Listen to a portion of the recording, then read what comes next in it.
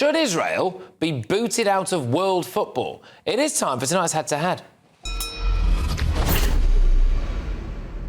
So, remarkably, FIFA are holding an urgent meeting in July, can't be that urgent then, but anyway, to decide if Israel should be banned from competing in world football over its continued military response to the October the 7th Hamas terrorist attacks. FIFA President Gianni Infantino confirmed a legal assessment would be held after the Palestinian Football Association, backed by the FAs of Algeria, Iraq, Jordan, Syria and Yemen, submitted the proposal and demanded the governing body stand on the right side of history, as they say.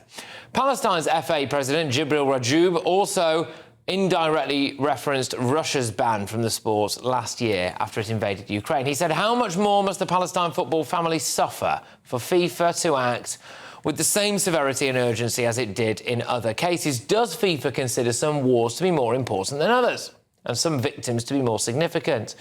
But Shino Moshe Zuarez, who is the president of the Israeli FA, responded saying, look, hey, we are facing a cynical, political and hostile attempt by the Palestinian Association to harm Israeli football. So, look, should Israel be booted out of world football at the behest of Palestine and a few other nations? Before we have a debate on this, I'm very pleased to say that we are joined down the line by Avram Grant, who's the former manager of the Israeli national team and arguably better known in this country anyway for being the former manager of Chelsea, took them to Champions League final. Avram, thank you very, very much for joining us. Should Israel lose their status as a world football playing nation? Should Israel what, sorry? Should Israel be booted out of FIFA? You know, I'm in Thailand. I was in this Congress this morning when Jibril Rajoub spoke and the president of the Israeli FA spoke. I tell you first, the target of FIFA is sport. Sport united people, put people together, find a solution. By the way, Algeria now against Israel, and I was in my team in Portsmouth, 2 Algerian players. So football comes to united people. What Jibril Rajoub is doing, and I know him personally, yes, I know that he is ambitious to be the leader of the Palestinian, and he wants to do it through the football, but this is not my job. This is not my concern. I can do one thing. I don't like to involve. Oh. OK. Do you think that it would be potentially a bit anti-Semitic to take this kind of action against Israel, defending itself, or not? I think that, look, the Jibril Rajoub and others, you see who supported him, of course they don't like Israel, and of course they're against Israel and against the Jewish people. They said it publicly. So I don't need to say that. They say that. What I want to say is that sport is coming to united people. If you follow today, and you know I can speak about this because I have a lot of Palestinian friends. Me and my family support the Palestinians, try to help them in different ways, also in Gaza. And when something bad happened to them, we are not happy from this, of course. We are sad that children are dying and all of these things. But we need to remember one thing before I come to your point, that everything started, as you know, before what's happened, because what's happened in 7th of October. That was, you know what it was, you know, the rapes and the murder, and they cut the head of the children and rape a woman in front of their husband, all of this.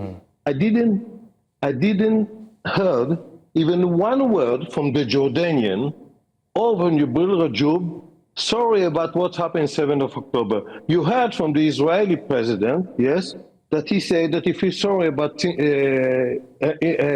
that died in Gaza.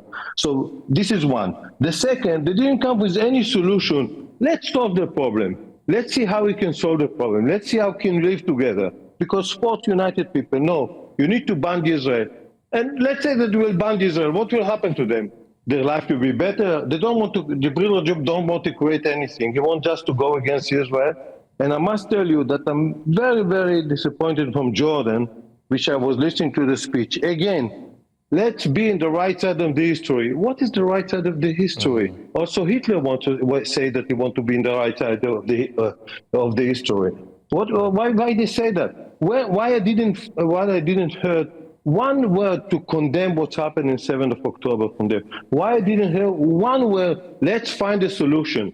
Let's find a way how to live together. We didn't see it because all the target, we know all the targets. Okay. Avram, thank you. Thank you very, very much for coming on and short notice. And I hope to talk to you again. It's really strong stuff. And it's actually really good to hear a football manager come out and give, some really honest views. I know a lot of the time it's difficult as football managers. You don't want to necessarily always say what you think. So thank you. We do appreciate it here. That's Avram Grant, though, who's the former manager of Chelsea, amongst many other teams, including, of course, the Israeli national team. But now, going head-to-head on this, are the former Tory minister, Paul Scully, and the co-founder of the Muslim Debate Initiative, Abdullah Al-Andalusi. Look, chaps, thank you very much. Great to have you both on the show. Avram was a slightly late edition there, so sorry to have kept you waiting. But Abdullah, I'll start with you on this. Should Israel be essentially banned from playing international football, do you think?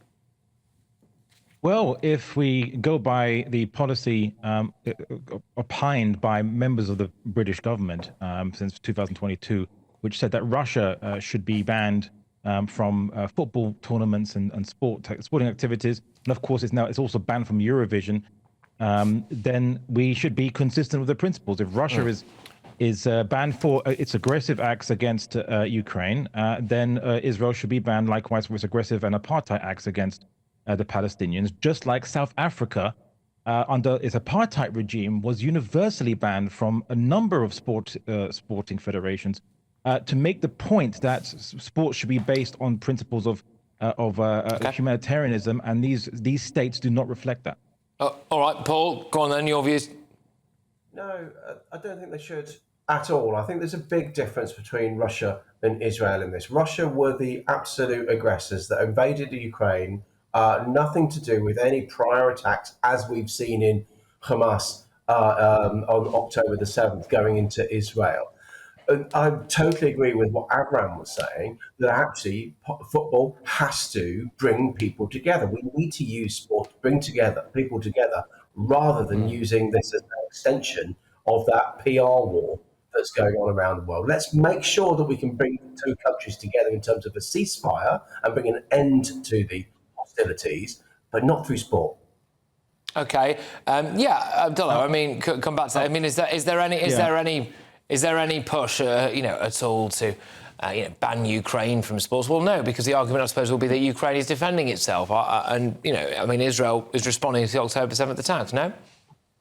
Well, firstly, if we just look at the history, Israel actually has been initiating attacks against Palestinians throughout 2023, before October the 7th. There was a bombing raids in Gaza that destroyed over 400 buildings. There was 234 Palestinians killed by Israel, 1,000 injured in the West Bank, not even just Gaza, but in the West Bank, where there is no Hamas as a formal entity.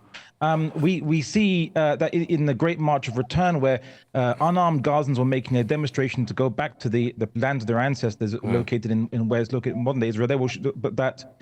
Over 200 of them were shot, despite the fact that they had no weapons on them, simply because they were doing peaceful demonstrations. Can I ask, Abdullah, are you a big football fan?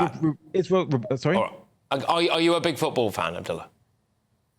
I find the World Cup and the Euros quite interesting. So that's kind of my point. You're not actually that bothered whether or not Israel play football, are you?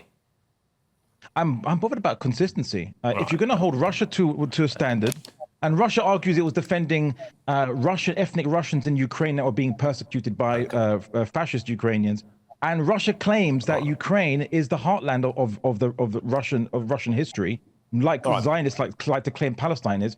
So there's a lot of parallels between these two aggressive states. I'll give it over. I'll give it over to Paul. I wonder whether or not everyone who wants to see Israel banned from Eurovision or banned from football competitions actually is an avid watcher of either Eurovision or football. Yeah, look what happened in the Eurovision, actually, because when the public had their vote, obviously the juries did their thing, and a lot of protesters did their thing in Eurovision and Malmo. But actually, when it came to the public vote, you had the silent majority coming up there and supporting Israel's right to be heard in that wider context. I mean, nobody wants to see Palestinian citizens die. Clearly, they don't. It's horrible what's going on. But you can't just take selective history Abdullah was taken there about, listening to some of those 3-hour speeches from Putin and thinking that it's the heartland of Russia. That's absolute rubbish. Russian athletes are going to be allowed to compete in the Olympics under a different flag. We need to let sportsmen do this, but let's not play out what's going on in the Middle East in this wider PR war. It's just all right, guys. Look, both of you, thank you. I am sorry that we were squeezed. Like I said, we weren't expecting Avram Grant there at the top. I would like to have you both back on it. But we did support bans on sports for apartheid South Africa to protest against the apartheid regime. And in the West Bank, Palestinians do not have the same rights as their Jewish neighbours. Right, that's how Israel treats the Palestinians in the West Bank. Put a pin in it for now. But thank you very much, both of you. Nonetheless, much appreciated. We'll be both on very soon. Now, right.